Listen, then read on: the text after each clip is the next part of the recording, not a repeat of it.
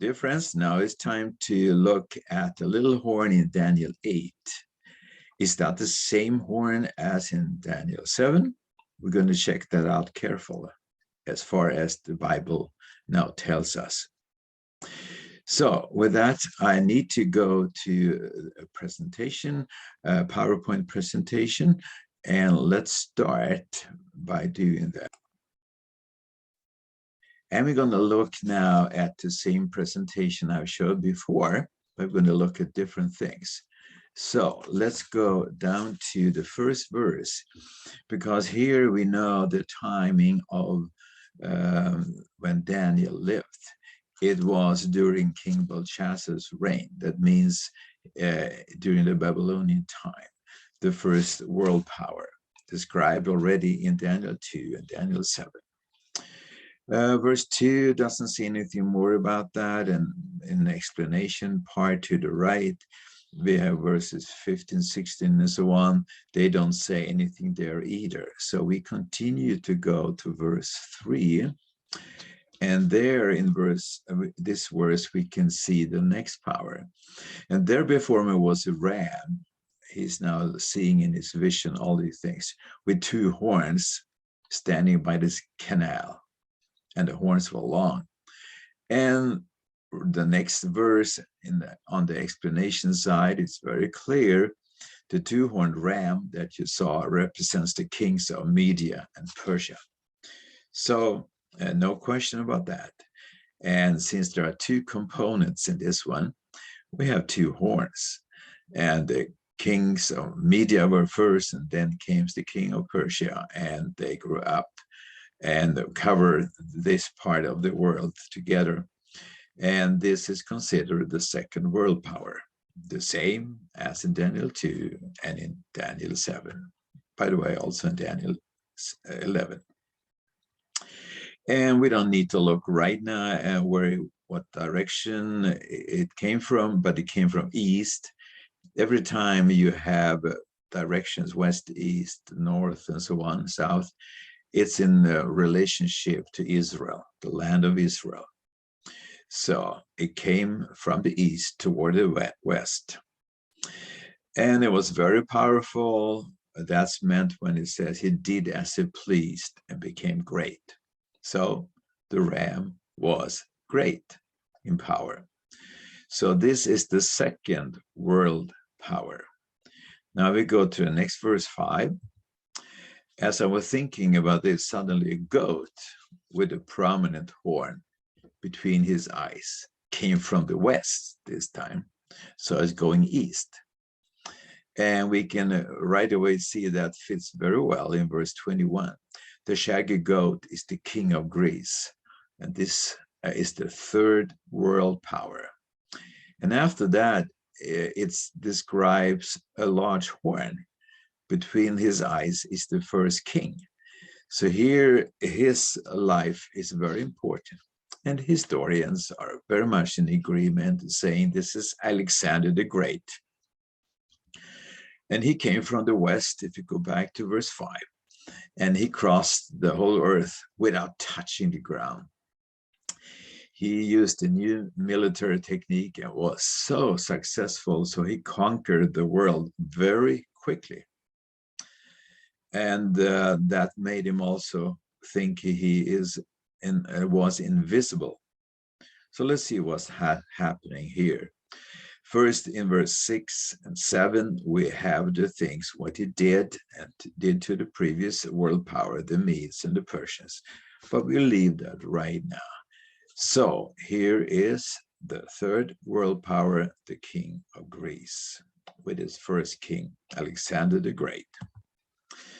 Verse 8 continues about that, because it says the goat became very great, but at the height of its power, the large horn was broken off. Yes, when he has conquered the whole earth, I'm sorry for all those living on other parts of the world, but this was what we call the known world. And since we know Jesus Christ was born here, this part of the world really had a focus. So there where we are. But when he died, and he was very young, in his early 30s, he had no descendants that could take over his great kingdom, very large, all the way over to India, people say. So it was split in 4 parts. The 4 generals took over, and even there the historians have the names of those 4 generals and also what the countries were called. But still, we're dealing with the same area, and we're dealing with Greece, the third world power. And now when we come to verse 9, there is discrepancy, different views. Yes, I'm aware of that. Just start reading verse 9, for example, out of one of them. And everybody start thinking, what? Which one of the 4 did it come from? Yes, that's a good question. But it could also be translated out of these. Is one of them, out of these. Then we have plural. That means actually all 4 of them are involved. Or one possibility that has been used is out of every one of them. That means it is not from one single of the 4, because what this phase, this verse is showing is actually what I believe the next world power. But we're going to compare that in a second, why I believe so, and compare Daniel 7. Because in 23, it says, in the latter part of their reign. So that means all 4 parts need to be involved. So that is the first thing, in the latter part of their reign. The second defining statement here is when rebels have become completely wicked. Well, rebels and rebellion, yeah, that's a word for persisting transgression of sin.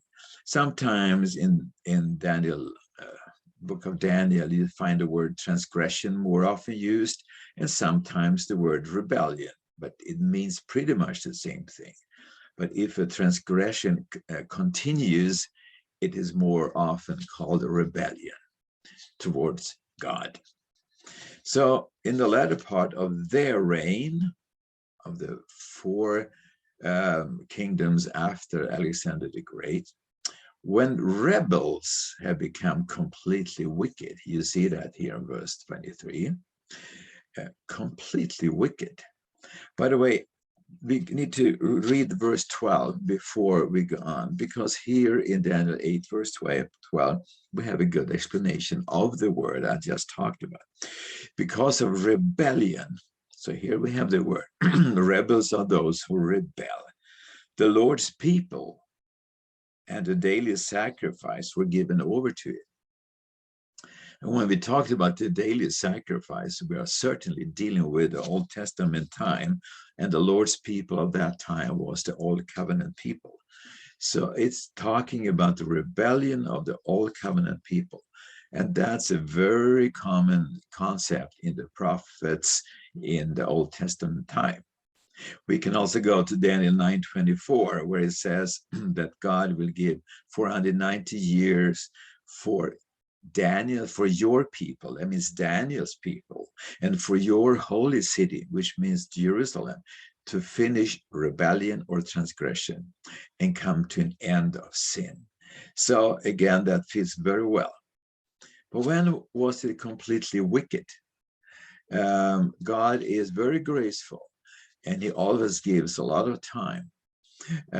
So this for a country. But by the way, remember, we talk about a country, not about individuals. In both the Old Covenant and the New Covenant, there are always systems that are faithful and systems that are not faithful. There are also individuals who are faithful and individuals who are not faithful. Has always been the case. So we talk about system here. Completely wicked. Yeah, we already studied that in the first presentations, and just mention one thing again, and that is in John 19 verse 15, I think it is, where Pilate is asking the leaders of the Jewish nation, the Israelites, at that time, should I crucify your king? And remember what they said. They could have said, we don't accept Jesus Christ as our Messiah, just kill him. No, they didn't. They said, we have no king but Caesar. That means, in the same breath, they also rejected God the Father as their king.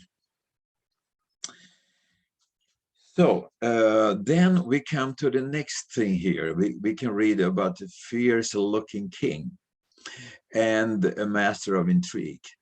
And we're going to come back to that in a separate chapter, but it fits very well to one of the Roman emperors who was in charge during the life and ministry of Jesus Christ. So here we're going to go now to the chronology of this power. Here we have it in, to go back one, it talks, it started small. There it is. Started small, but grew in power to the south, to the east, and the beautiful land. And the beautiful land is of course Israel, and because the Bible has that on several places. And in the south, we have south of the Mediterranean area, which is North Africa, and for sure that was the place where the Roman Empire was also had taken into their territory. So now we're going to look at this from and compare Daniel 7 with Daniel 8. And Daniel 7 shows the 4 world powers. I mentioned them by name: Babylon, Medo-Persia, Greece, and the Roman Empire. And we have in verse 4 there in chapter 7, the lion Babylon. In verse 5, the bear Medo-Persia. In verse 6, the leopard Greece. And in the same verse, the 4 heads that came up when Alexander the Great died. And the 4th beast is the Roman Empire. And so that is the chronology we're used to in both Daniel 7 and Daniel 2. And we have just gone over now Daniel 8. And we said the first one, Babylon, is in verse 1. The ram, Medo-Persia, is in verse 3 and 4, and described and explained in verse 20. We read about the Greece and so on, and the 4 horns and so on, and then eventually the little horn. And here is also interesting to look at how the word power is used, because there is a growth here in the power. The ram became great, one version writes. The goat became very great, and the little horn became exceedingly great. And the little horn here in number 4, here in Daniel 8, is what I believe is the Roman Empire. And we're also going to look at it spiritually. And after we finish this one here. So after in Daniel 7, we have the Roman Empire. We come to the next verse, and next part of the verse with the 10 horns. And that's considered to be the European states, and I can just agree. And then it talks about in verse 8 about the little horn, and he came up after the 10 horns came into existence. So when did they come up into existence? Yes, gradually, but at the same time, the Roman Empire declined gradually. And if you were looking for 1 year when the sort of is the finish of the Roman Empire, it's 476 AD. But as I said, everything happened there gradually. But it says not only that the little horn in Daniel 7 came up after the 10 horns came into being, but also was among the 10 horns. So that means it comes much later in time. And the little horn that grew exceedingly great, in Daniel 8 comes directly after the 4 kingdoms that was split when Greece was split in 4 kingdoms when Alexander the Great died. So also by chronology, it doesn't match. The Daniel 8 is not referring to the same power as the little horn in Daniel 7. If you look at this also spiritually, we can also say something about that, because the Bible tells us both the little horn in Daniel 7 and the horn that grew exceedingly great in Daniel 8 rejected God as highest authority, clearly rejected God. And there is a difference, though, what they attacked. The little horn in Daniel 7 attacked set times and law. And there we have, for example, 10 Commandments. And we have the 4th one, which is about remember the Sabbath day to keep it holy. And there, that was attacked by the little horn. It started already with 321 when Emperor Constantine introduced this law with Sunday worship, Sunday holiness, and rejected the 7th day Sabbath as the holy day, which had been pretty much all over the known world in use up till this point. But the Daniel 8, that empire attacked the sanctuary, both the temple building as such, but also the temple Jesus Christ, which we read and studied, because they were in charge when this happened. Sorry. So therefore, chronologically, geographically, spiritually, and when it comes to the earthly power, I believe I've convincingly showed that the little horn in Daniel 7 is not the same as the little horn that grew exceedingly great in Daniel 8. The one in Daniel 8 refers to the Roman Empire. And we also read, could read in Daniel 7:24 that the little horn there was different from the earlier ones. And that fits well to the papacy during the time of Inquisition. And the 4 world powers were interested in territorial control, but the little horn in religious control. So there we have a big difference. So therefore, I believe of all my heart, actually, the Roman Empire and not the papacy is the fulfillment of Daniel 8:9. And that was the horn that grew exceedingly great. And we looked at the chronology, the origin, we have looked at the characteristics, and we have also looked at the direction of expansion.